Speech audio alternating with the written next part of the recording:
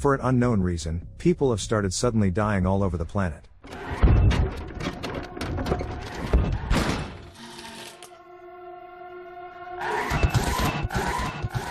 Dr. Catherine Durand is an astrophysicist at the Millimeter Radio Astronomy Institute Observatory in the French Alps. Concerned about her rebellious younger sister, she leaves her several voice messages before heading to her night shift. What seems like it should be just another routine shift takes an unexpected turn when Catherine detects a strong radio signal with a frequency exceeding 150 GHz, originating from the Ross 128 star system. Her assistant checks the signal and converts it to an audible format, revealing a noise that seems to have an intelligent origin. Skeptical of this possibility, Johannes and Catherine investigate further, considering it might be a signal from a satellite or a pulsar. By morning, it becomes clear that this is neither a fluke nor a malfunction. Catherine realizes the signal is of extraterrestrial origin, potentially a message from an alien civilization. She reports this to her superiors and heads to Brussels to prepare a report for the government and plan humanity's response. During the meeting, Catherine reveals that the signal lasted a full Earth day, precisely 23 hours and 56 minutes. The reason for this duration is unknown, but the military suspects that the aliens' intentions are unlikely to be friendly. In Brussels, Catherine meets Colonel Mustafa Mukri, who is leading the operation to attempt contact with the extraterrestrial civilization. While politicians, scientists, and military personnel are alarmed by the situation,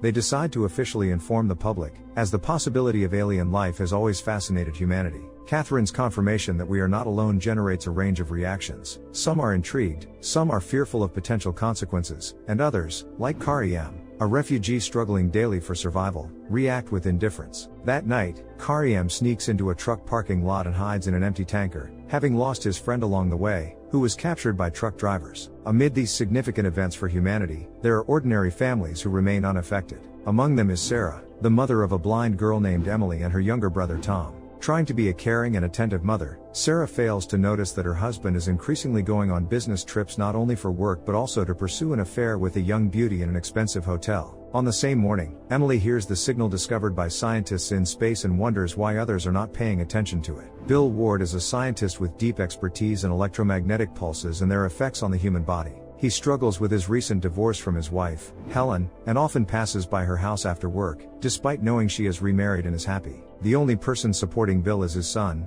Dan, who works for a government organization. Upon returning to the observatory with the military, Catherine continues to study the signals received from space. At one point, she and Johannes begin detecting objects rapidly approaching Earth's surface. In a matter of minutes, thousands of unknown objects bombard the planet, but they cause no major destruction.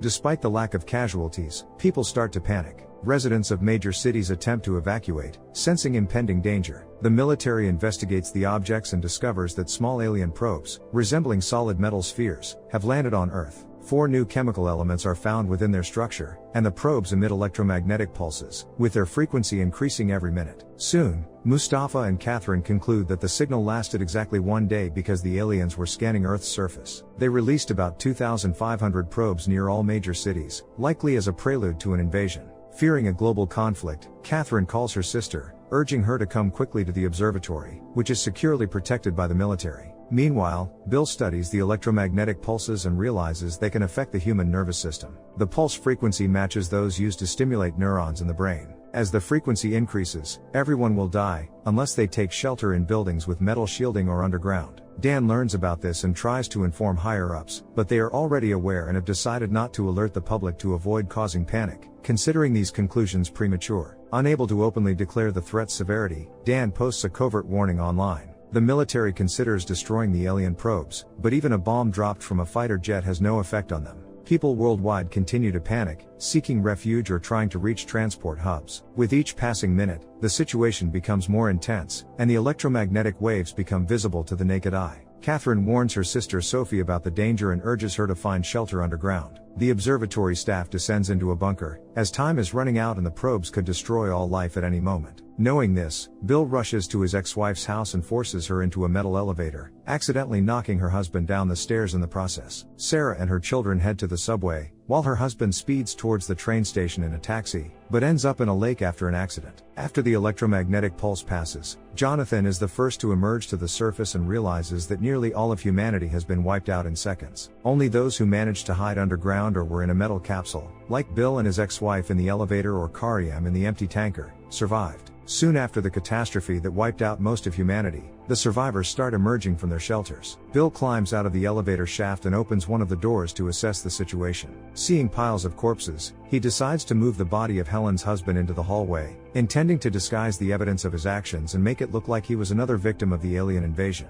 Upon finding her husband's body, Helen grieves and cannot understand how Chris and Bill didn't meet in the hallway shortly before the electromagnetic pulse. Concerned for their son, Bill and Helen prepare to go to the government facility where Dan works. Before leaving the house, Bill notices a strange phenomenon. While the humans have perished, the animals, including dogs, remain alive and unharmed. Bill speculates that there might be a connection between the method and purpose of the attack but cannot yet comprehend why the aliens would act so cruelly towards humans. Sarah and her children emerge from the subway and also see thousands of people who did not survive the initial alien invasion. Hoping that her husband might return and believing that he survived, the family hurries home. With no access to communication, internet, or vehicles, they are forced to travel on foot. Along the way, Emily continues to hear the alien noise, but her brother and mother pay no attention to it. Karim, like many others, turns to looting. Armed with a weapon taken from deceased police officers, he heads to a nearby store to stock up on food and water. Here, he is attacked by an elderly store owner and stabbed in the abdomen.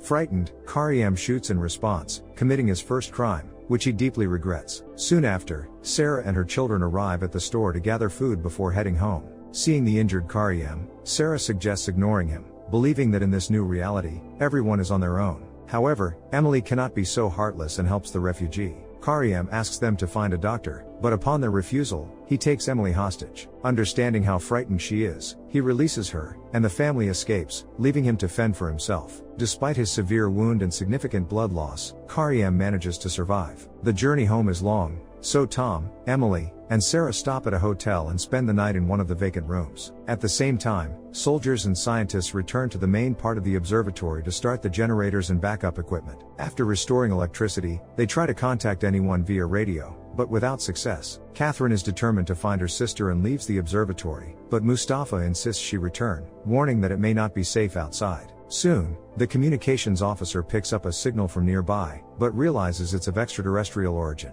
Taking advantage of the soldiers' preoccupation with understanding the new reality, Catherine slips out to search for her sister, who hadn't made it to safety. Arriving at the scene of a traffic jam, she finds bodies but not Sophia's. Hearing noises in the forest, she strays from the main road and discovers a little girl who has lost her parents. Mustafa and his squad soon catch up, ready to continue the search for Sophia. As they head towards the city, they spot people looting a supermarket and rush over, hoping Catherine's sister might be among them. Upon arrival, Mustafa and his aide notice blood and drag marks, leading them to a pile of fresh corpses. At that moment, the squad is ambushed by alien robots positioned on the roof. Catherine and the girl try to hide in the supermarket, but a robot finds them. The soldiers manage to protect them, but Catherine and the child get separated. The girl, lost and scared, hides in a freezer, but the alien robot locates her. Hearing the child scream, the squad rushes to her, only to find her lifeless body, realizing it's best to return to base. People continue to suffer losses, but the aliens' goals and motives remain unknown. That evening, Sarah decides to smoke and sees a robot pursuing a survivor, understanding that this is just the beginning of a war where humanity stands little chance. The command center, located in the bunker, also recovers from the recent events and tries to understand the new reality humanity finds itself in. They send 2 soldiers on a reconnaissance mission, but as soon as they step outside, they are attacked by alien robots, which then infiltrate the bunker. The soldiers in the observatory catch a new radio signal and hear music. Catherine is shocked, as she recognizes the song she had sent into space in an attempt to communicate with other life forms. She feels guilty, believing that it was through this melody that the aliens found Earth. Jonathan tries to return home and notices that some people didn't die from the invasion but from gunshot wounds. A survivor named Chloe orders him to hide under a car, and he does so just in time before a robot appears. They find shelter in a garage overnight, and in the morning, they decide to continue moving toward London, protecting each other from the alien machines. In the morning, Bill and Helen continue their journey to the bunker, hoping their son survived. When they reach the command center, they hear knocking and open one of the doors, only to find an alien robot inside. The robot attacks Bill, but Helen saves him at the last moment by firing a burst of automatic gunfire at the machine. They find a lone survivor, Dan's superior, who informs them that some people managed to escape to a neighboring bunker. She also asks them to bury her children. Soon, she realizes she can't live without her son and daughter and takes her own life. Examining the robot, Bill concludes that these are not the aliens themselves, but they're weapons designed to wipe out the surviving humans. The robots are controlled by a biological brain similar to a human's, suggesting that they could be studied to find weaknesses. The next morning, Bill ventures outside to survey the area and finds their son's body nearby. Dan did not make it out, and his parents mourn his death. Helen asks her ex-husband, the scientist, to find a way to destroy the aliens and their robots to stop the war. Sarah and her children continue their journey home but are met by Ash, a surviving loader working at a hospital. He asks for help in a dire situation and leads the family to a basement where other survivors from the first alien attack are hiding. There is a generator and wounded people, but the situation is worst for the newborns, now without parents. Reluctantly, Sarah agrees to help care for them, as her daughter already thinks she is a cruel and selfish person. Emily continues to hear the alien sounds and sees a flash of light, not understanding what's happening to her. Meanwhile, Tom learns that Kariem survived and is also at the hospital. That night, Emily briefly regains her sight but is blind again by morning. Hearing the robots getting closer, Ash gives Kariem a weapon to protect the survivors if an attack occurs. The next night, alien robots surround the hospital and attempt to break in. Kariem spots the alien robots inside the hospital but refrains from engaging them in combat. Fearing for his life, he hides and only alerts Sarah and her children about the breach. As Sarah and Tom search for Emily, who has regained her sight, Kariem blocks the doors leading to the infants to protect them from the robots. Ash also learns about the robots' presence in the hospital and wants to protect the children, but it's too late. The robots have already reached the basement and start executing the survivors, forcing them to flee. Sarah and her children hide in a bathroom, and one of the alien machines almost finds them, but a child's cry distracts the robot, allowing the family to escape. The 5 survivors manage to run away while the robots attack the room with the infants, unable to breach the barrier. In their search for shelter, Sarah and her children, accompanied by Ash and Kariem, return to their home. Ash struggles with the situation, feeling guilty for not being able to protect the children, as he had promised himself. His girlfriend was pregnant, and he feels a deep responsibility to save the infants, even if it means risking his life. Kariem and Emily begin to bond, which Sarah doesn't oppose, recognizing that the Sudanese refugee saved her family and earned their trust. As soon as Kariem falls asleep,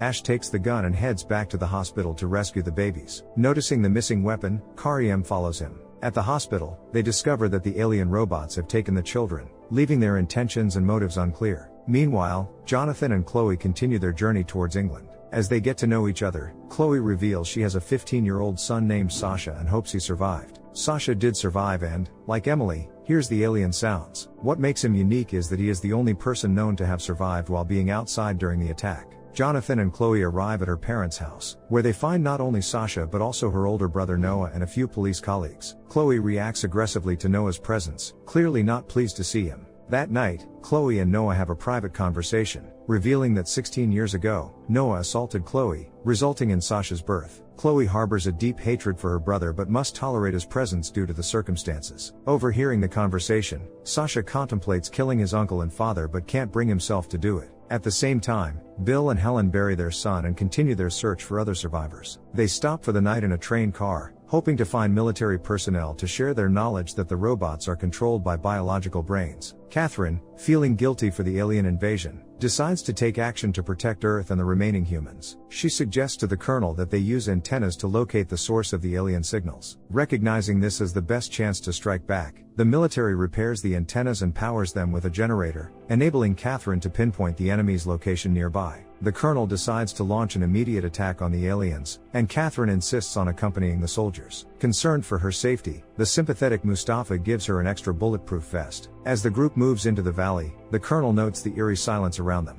His suspicions prove correct as the group falls into an ambush by alien robots attacking from all sides. Although the soldiers manage to fight back and move to a more strategic position, they suffer further losses. Ash and Kariem attempt to return to Sarah's house but encounter alien robots along the way. They hide in a car with a corpse, trying to remain as quiet and unnoticed as possible, avoiding a deadly confrontation. Once the robot moves away, they make a run for it, hoping to reach Sarah's house before encountering another threat. Along the way, they meet Bill and Helen, who have also found their way to London. The group bands together and hauls the body of an alien robot back to Sarah's house to study its brain. Bill concludes that these robots have a specific nervous system and are likely just pawns in the war, controlled by aliens who have yet to visit Earth. While examining the alien object, Bill learns that Tom's sister, Emily, hears a pulsating sound and briefly regains her sight. Ash and Kariem go to nearby apartments to search for food, promising to find something tasty. Ash notices Karyem's interest in Emily and encourages him to be more assertive, saying that girls don't like cowards or weaklings. Meanwhile, Emily senses the presence of a robot in the apartment. Knowing it has been shot, Bill realizes that Emily has a connection with the aliens and needs to understand the nature of this phenomenon. Returning with food, Karyem sets up a romantic surprise for Emily, inviting her to an apartment where he found a piano. Despite her blindness, Emily plays a beautiful romantic melody, and the two share an intimate moment. The next morning, the soldiers bury those who didn't survive the horrific night and continue towards the signal source. Catherine suggests returning to base, but the colonel refuses to retreat, feeling they have already paid too high a price for their curiosity. A few hours later, the group finds a crashed spaceship. Catherine discovers biological material and heavily charred bodies, suspecting these to be the real aliens. Encountering some lost and disoriented alien robots, the soldiers mock them before executing them. Meanwhile, Chloe struggles to forget the conversation with her brother Noah and learns from a colleague that she is pregnant. Jonathan expresses his gratitude for her help and support but wants to return to London to find his wife and children. He doubts they are still alive but hopes for the best, which gives him the strength to move forward. Sasha begins to distance himself from Noah, feeling repulsed and disgusted by him.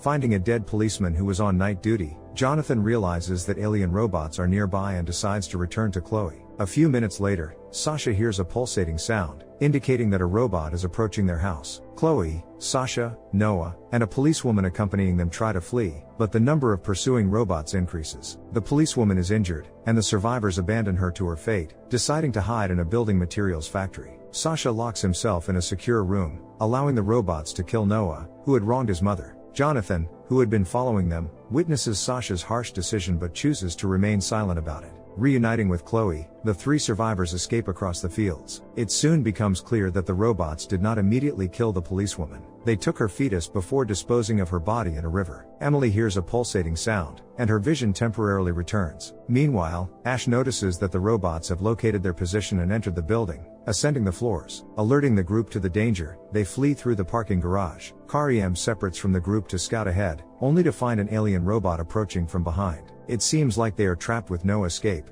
but Emily steps forward. The robot, seemingly sensing her, does not attack and instead allows them to leave. Bill examines Emily and realizes that her vision isn't fully restored. Instead, her brain and nervous system are experiencing an anomaly, allowing her to see in a black and white spectrum. As they head to Bill's university, they are unaware that the aliens are still tracking them. At the university, Bill dissects the alien robot and discovers a mechanism containing binary code. He concludes that the aliens are gathering information about humans and their DNA, but he is uncertain about their intentions for this data. The next morning, Sarah confides in Bill that her daughter is not Jonathan's biological child. The scientists speculate that Emily's unique abilities might result from a genetic mutation, but Sarah keeps the details of her personal life private, fearing judgment. While Bill continues his research, Helen and Sarah decide to celebrate Tom's birthday. On their way to the store, they hear a scream and find a pregnant woman. As a robot kills her partner, Helen and Sarah rush to help. They manage to crush the robot with a rolling van, but the pregnant woman is accidentally shot in the chaos. Returning to the university, the survivors throw a birthday party for Tom, giving him gifts with traces of blood. That evening, Helen confides in her husband that the robots are abducting children, and this isn't the first case. Meanwhile, Mustafa and the soldiers realize they are in a unique magnetic zone, disrupting compasses and communications. Catherine hypothesizes that locating the alien ship caused it to malfunction and crash. Believing they can resist the alien invasion, the military group decides to return to the observatory. After several days of travel, they arrive back at the base to find the guards missing. Carefully exploring the observatory, they find no bodies but discover Catherine's sister alive. Chloe, Sasha, and Jonathan continue their journey towards London. In a small town, Sasha finds a wounded robot and, upon touching it, sees Emily's face, despite never having met her before. Jonathan, fearing for Sasha's safety, shoots the alien creature. They continue on their way and find an abandoned mansion, deciding to stay the night. Inside, Chloe discovers a medical manual and learns that Noah passed on muscular dystrophy, which could potentially make Sasha disabled. Jonathan knows that Sasha was responsible for Noah's death but hesitates to tell Chloe. That night, Sasha can't sleep and steals the jewelry of the mansion's former owners. Jonathan, observing this from afar, is disturbed by the boy's coldness and ruthlessness. The next morning, Sasha notices a photo of Jonathan's daughter and realizes he saw her when he touched the robot. Later, while camping in the woods, Sasha steals the photograph to look at Emily again.